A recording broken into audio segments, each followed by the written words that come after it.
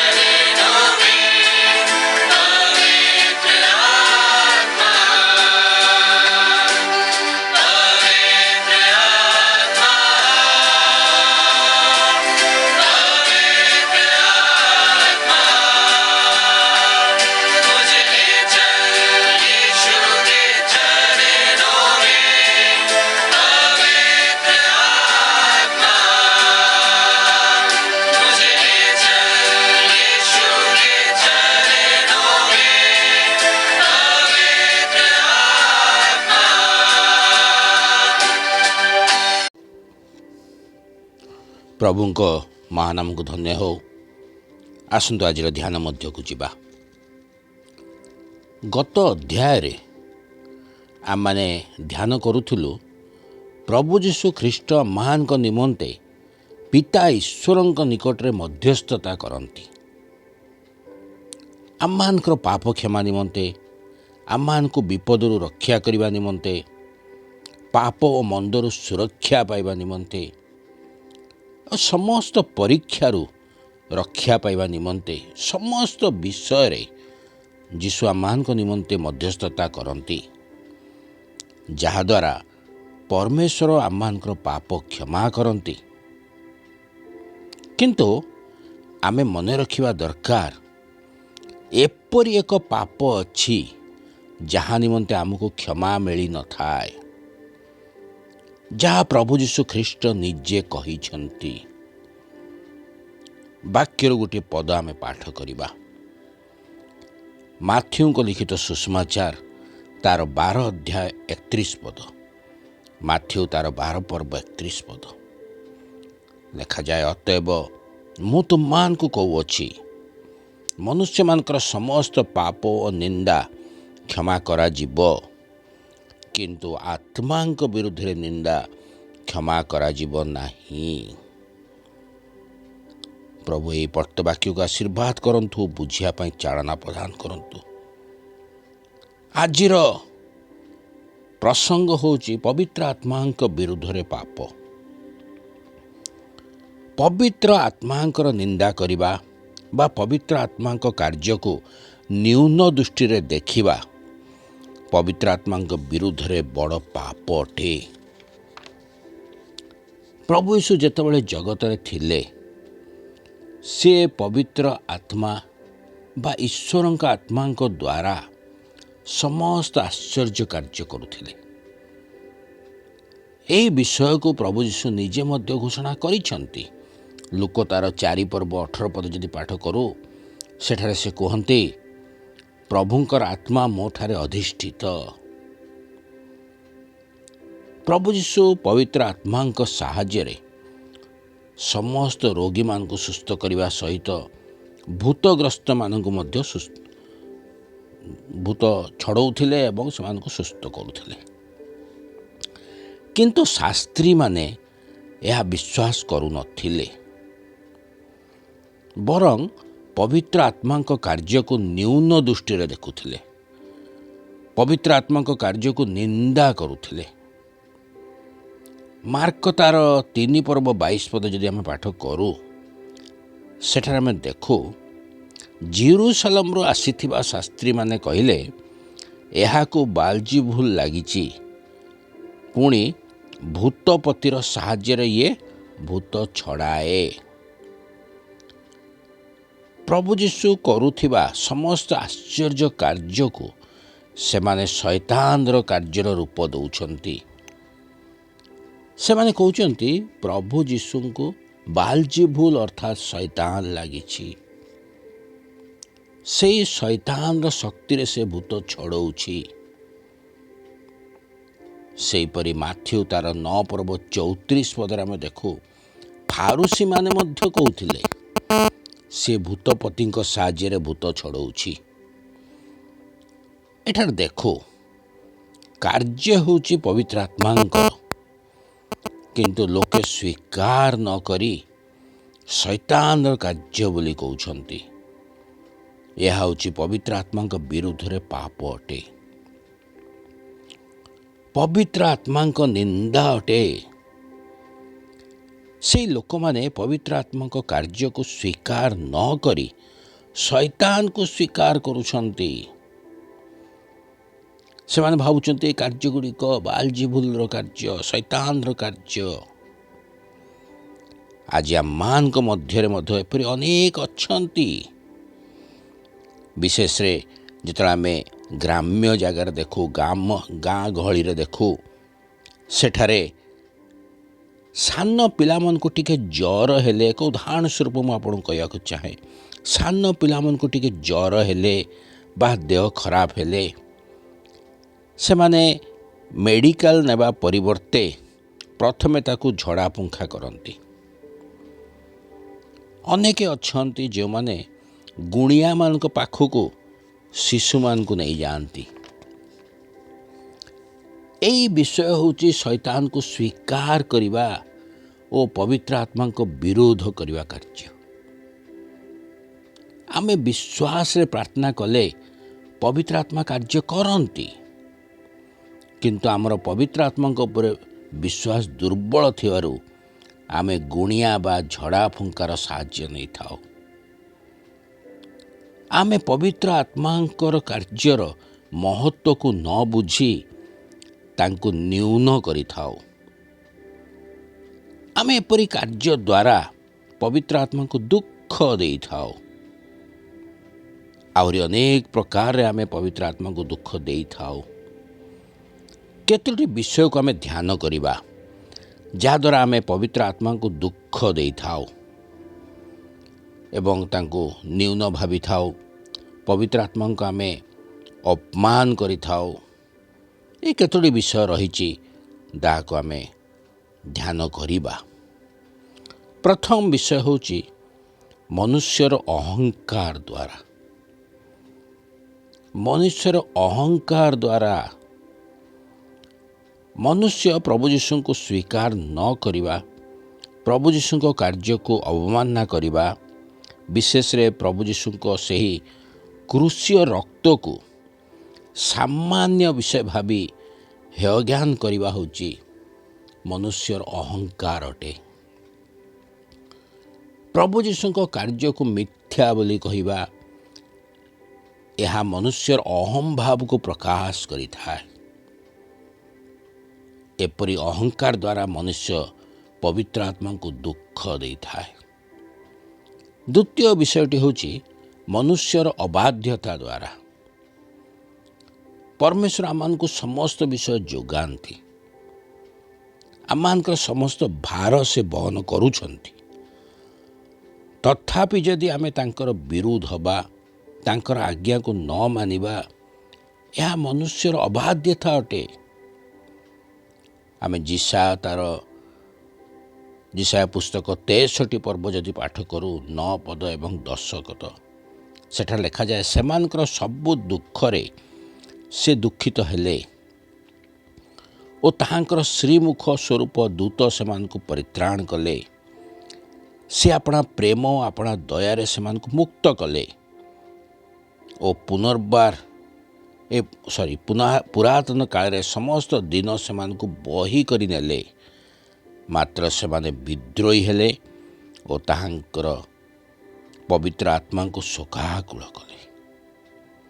ଏ ନିମନ୍ତେ ସେ ଫେରି ସେମାନଙ୍କ ଶତ୍ରୁ ହେଲେ ଓ ଆପେ ସେମାନଙ୍କର ବିପକ୍ଷରେ ଯୁଦ୍ଧ କଲେ। ଏଠାରେ ଇସ୍ରାଏଲମାନଙ୍କ ବିଷୟରେ ଲେଖାଯାଏ, ପରମେଶ୍ୱର ଇସ୍ରାଏଲମାନଙ୍କ ଦୁଃଖକୁ ଦେଖିଲେ, ସେମାନଙ୍କ ସମସ୍ତ କଷ୍ଟରୁ ସେମାନଙ୍କୁ ଉଦ୍ଧାର କରି ମିଶ୍ରରୁ ମୁକ୍ତ କଲେ। ସେମାନଙ୍କୁ ମିଶ୍ରରୁ ବାହାର କରି କିଣାନ୍ ଦେଶ ଅଭିମୁଖେ ନେଇଗଲେ। ପଥ ମଧ୍ୟରେ 40 ବର୍ଷ କାଳ ସେମାନଙ୍କ ସହିତ ରହି ସେମାନଙ୍କୁ ସୁରକ୍ଷା ଦେଲେ, ଆବଶ୍ୟକ ସମସ୍ତ ବିଷୟ ସେମାନଙ୍କୁ ଯୋଗେଇଲେ। କିନ୍ତୁ ଇସ୍ରାଏଲୀମାନେ କ'ଣ କଲେ? ସେମାନେ ପରମେଶ୍ୱରଙ୍କ ବିରୋଧୀ ହେଲେ, ମୋଶା ଏବଂ ହାରୋନଙ୍କୁ ବିରୋଧ କଲେ, ପରମେଶ୍ୱରଙ୍କ ବିରୁଦ୍ଧରେ କଥା ହେଲେ, ଯାହାଦ୍ୱାରା ସେମାନେ ପବିତ୍ର ଆତ୍ମାଙ୍କୁ ଶୋକାକୁଳ କଲେ। ନିଜର ଅବାଧ୍ୟତା ଦ୍ୱାରା ପବିତ୍ର ଆତ୍ମାଙ୍କୁ ଦୁଃଖ ଦେଲେ। ଇସ୍ରାଏଲମାନେ ପରମେଶ୍ୱରଙ୍କୁ ଓ ପବିତ୍ର ଆତ୍ମାଙ୍କୁ ଏତେ ଦୁଃଖ ଦେଲେ ଯେ ସେମାନଙ୍କର ଅବାଧ୍ୟତା ହେତୁ ପରମେଶ୍ୱର ସେମାନଙ୍କର ଶତ୍ରୁ ହେଲେ ଓ ସେମାନଙ୍କ ବିରୁଦ୍ଧରେ ଅନେକ ରାଜାମାନଙ୍କୁ ଆଣି ଯୁଦ୍ଧ କଲେ। ଏଥିରୁ ଆମେ ଜାଣୁ ଯେ ମନୁଷ୍ୟ ଅବାଧ୍ୟତା ଦ୍ୱାରା ପବିତ୍ର ଆତ୍ମାଙ୍କୁ ଦୁଃଖ ଦେଇଥାଏ। ତୃତୀୟ ବିଷୟଟି ହେଉଛି ମନୁଷ୍ୟର ଅବିଶ୍ୱାସ ଦ୍ୱାରା। ମନୁଷ୍ୟ ପରମେଶ୍ୱରଙ୍କ ବାକ୍ୟକୁ ସନ୍ଦେହ କରିବା ଦ୍ୱାରା ପବିତ୍ର ଆତ୍ମାଙ୍କୁ ଦୁଃଖ ଦିଏ ବା ପ୍ରତିରୋଧ କରେ। एब्री तार 3 पर्व 19 पद जदि आम पाठ करूँ सेठार देखू अविश्वास हेतु से प्रवेश करि पारले नाही। जो इस्राएल मानक सदाप्रभु एते प्रेम करी मिस्र देशर मुक्त करी 40 वर्ष से समस्त विरुद्धता सत्वे से क्षमा दे से 40 वर्ष कड़ाई नेले किंतु सेमानकर अविश्वास हेतु सेमाने शेषरे प्रतिज्ञात देश रे प्रवेश करि पारले नाही। आमको मध्य यही शिक्षा मिले अविश्वास मनुष्य को विरोध करिया पाई शिक्षा दिए। अनेक समय रे आमर आत्मा किछु उत्तम कार्य करने निमंते आम विवेक को प्रेरणा दे थाए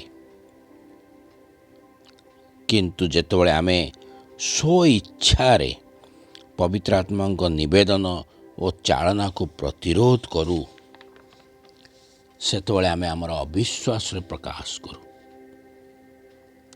आम जीवन रे एपरि समय आसे जेतबळे पवित्र आत्मा आम को अनेक प्रकार विषय करने निमंते चालना दियंती जेपरि आमको पाप स्वीकार करने निमंते अन्य को प्रभु को वाक्य कहवा निमंते पृथ्वीकृत आमे जीवन काटिबा निमंते दान देवा निमंते अन्य को साहाय्य करने निमंते इस विषय पवित्र आत्मा आम हृदय रे आमर विवेक रे कथा कहती किंतु आमे कौन करूँ आमे पवित्र आत्मा चालना प्रति बाध्य होगा परिवर्ते से चालना को प्रतिरोध करि थाओ से कार्य विपरीत आमे कार्य करि थाओ। यार मुख्य कारण होची आमे पवित्र आत्मा को चालना को विश्वास करि न थाओ।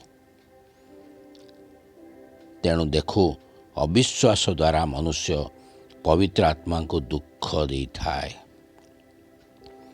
चतुर्थ विषयटी होची मनुष्यर कपटता द्वारा मनुष्य कपटता द्वारा कौन करे ना पवित्र आत्मा को दुख दिए एवं ईश्वरंकर विरोधी हो जाए। हनन्य और सफीरा जीवन रे देखो से माने प्रभु को दास मान सहित कपटता कले से माने भाविले से माने कौन करू अछंती केही जानिबे नाही।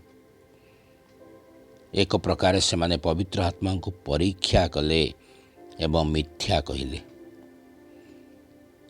अनेक समय आमे मध्य एहिपरि करि थाओ। आमे मनुष्य मान को सम्मुख रे निजको धार्मिक बोली देखै थाओ किंतु निज अंतकरण रे अनेक पाप को रखि थाओ। आमे निजर पाप को लुचेइबा को चाहि थाओ। यह होची ईश्वरंक सहित कपटता करिबा जहा द्वारा आमे पवित्र आत्मा को दुख दे थाओ। पंचम विषयटी होची मनुष्यर दुष्टाचरण द्वारा